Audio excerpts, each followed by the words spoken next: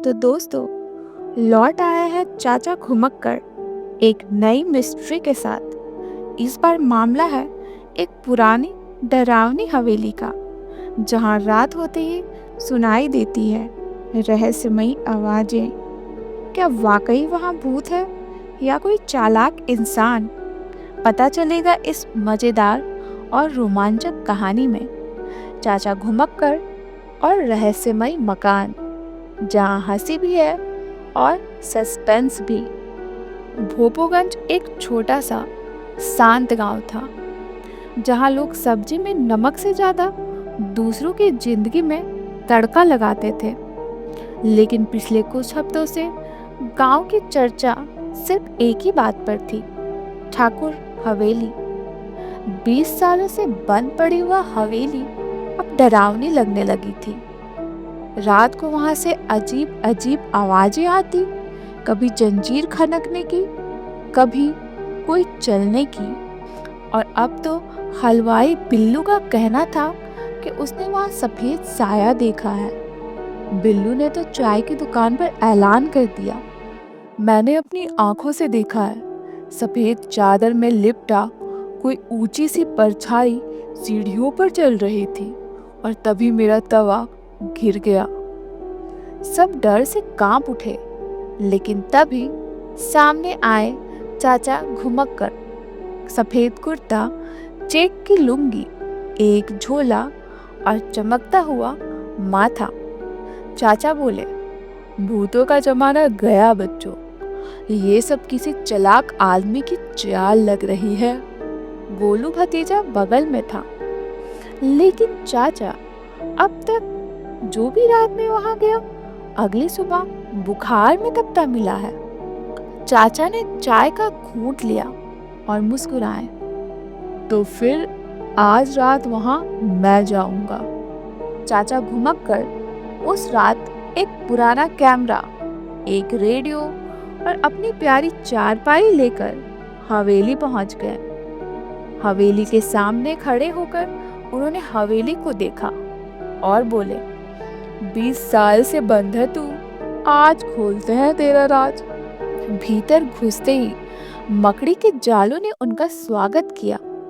पुरानी दीवारों पर सीलन और जमीन पर टूटी हुई लकड़ियां पड़ी थी। चाचा ने कमरे के बीच चारपाई बिछाई, कैमरा दरवाजे की ओर लगाया और प्लेट में पूरी रख दी।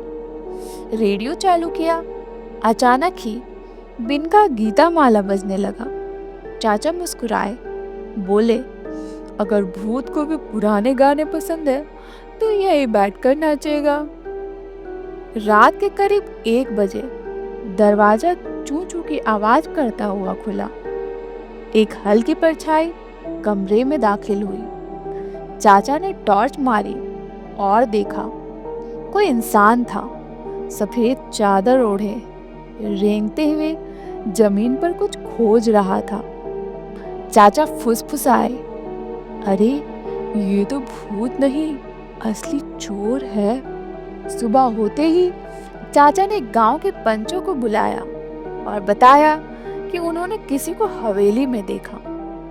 गोलू, बिल्लू, गांव के कुछ लड़के दोपहर को वहां गए तो दीवार के पीछे एक छोटा तहखाना मिला जो कई सालों से बंद था।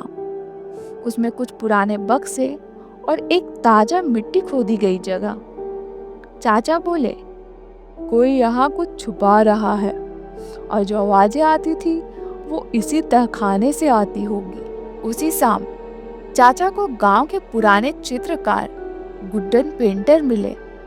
उन्होंने बताया, 20 साल पहले ठाकुर के नौकर ने हवेली से कुछ कीमती चीजें चुराई थी और यहीं कहीं छुपा दी, लेकिन तभी से वो कहीं गायब हो गया।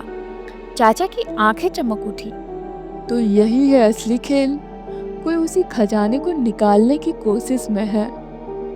चाचा ने अगली रात गोलू और बिल्लू को छुपाकर हवेली के बाहर बैठा दिया।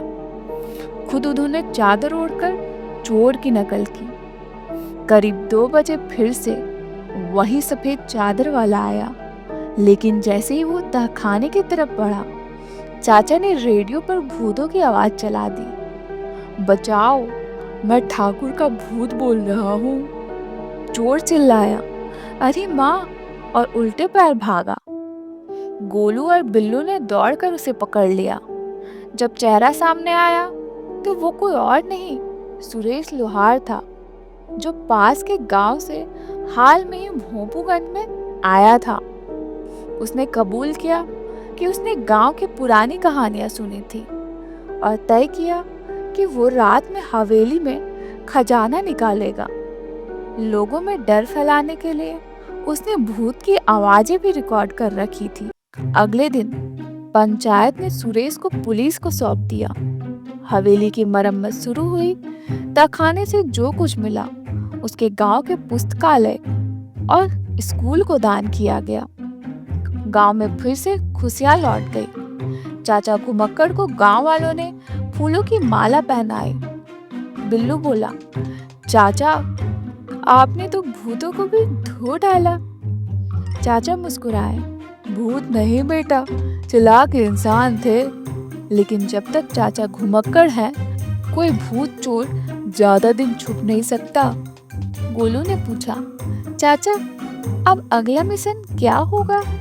चाचा बोले, जब तक गांव है राज भी होंगे। अब अगला मिशन होगा बिल्लू की दुकान से रोज गायब होने वाले समोसे। सब हंसने लगे। तो दोस्तों, ये थी हमारी आज की मज़ेदार कहानी।